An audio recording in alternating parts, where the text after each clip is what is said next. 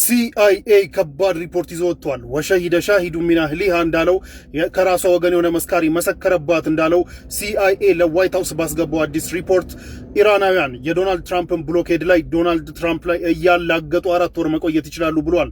4 ወርና ፖሲብሊ ከዛ በላይ ሰስቴን ማድረግ ይችላሉ። የዶናልድ ትራምፕን ብሎኬድ ነዳጆቻቸውን በሌሎች ስመግሊንግ ሩቶች ወር በሌሎች ማውጫ መንገዶች እየተጠቀሙ ነዳጃቸውን እየሸጡ እንዲሁም ደግሞ አገር ውስጥ ሊከሰት የሚችልን ዶናልድ ትራምፕ እየጠበቀ ያለው በተስፋ እየጠበቀ ያለው አገር ውስጥ ሊከሰት የሚችልን ሬዚስታንስ ቼክ እያደረጉ እያስተካከሉ ለ4 ወርና ከዛ በላይ ፖሲብሊ ሊቆዩ ይችላሉ የሚል ሪፖርት ሲአይኤ ለዋይት ሃውስ ማስገባቱ እየተነገረ ነው ያለው። በዚህ ሪፖርት ደግሞ በእንቅርት ላይ ጆሮ ደግፍ እንዲሉ ኢራን ከዚህ በፊት ሲባለው ከነበረው በጣም በባሰ መልኩ 75% የሚሆነውን ሚሳይል ላውንቸሮቿን ስቲል ሪቴን እንደምታደርግ ስቲል እጇ ላይ እንዳለና 70% የሚሆኑ ሚሳይሎቿ ስቲል እጇ ላይ እንዳሉ ሲአይኤ ደረስኩበት ብሎ ሪፖርት አቅርቧል። ያ ብቻ ሳይሆን በጦርነቱ ወድሞ የነበሩ ሚሊተሪ ፋሲሊቲዎችና እንዲሁም የሚሳይል ፋሲሊቲዎች ኦልሞስት ኦል በሚባል ደረጃ ኮምፕሊትሊ ሪፔር ተደርገው ኦር መልሶ ተገንብተው ጥቅም ላይ የሚውልበት መንገድ ላይ ደርሰዋል። ስለዚህ በጦርነቱ ምንም የተሳካ ነገር የለም።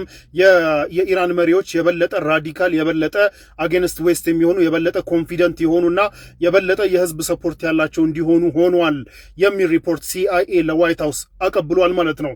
ስለዚህ የኢራን አመራሮች የበለጠ የዶናልድ ትራምፕን ጫናና የጦርነቱን ጫና ተቋቁመው የአሜሪካን ፖለቲካልም ሆነ ኢኮኖሚክም ሆነ የጦርነት ዊል ኦር የጦርነት ወኔን ቻሌንጅ አድርገው መቆየት እንደሚችሉና አሜሪካን ማዳከም እንደሚችሉ ሲአይኤ በሪፖርቱ ይዞ ወጥቷል።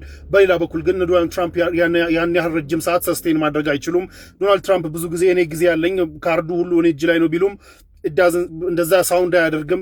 ሚድተርም ኢሌክሽን እየመጣባቸው ነው።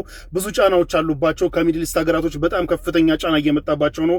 ቱ ፖይንት ሁርሙዝን ላስከፍትላችሁ ለሚድል ኢስት ሀገራት ብለው በጉልበት ለመግባት ሲሞክሩ ሁላችሁም እንደምታውቁት ሳውዲ ገብታ እንግዲህ እረፍ ብላቸው ነው አናውንስ ካደረጉ በኦልሞስት ከ24 ሰዓት ባልበለጠ ጊዜ ውስጥ መልሰው እንግዲህ ሁርሙዝ ሰርጥን በጉልበት መክፈቱን ትቸዋለሁ ያሉት በሳውዲ ጫና ነው። እና የሚድል ኢስት ሀገራቶችም ደብሯቸዋል።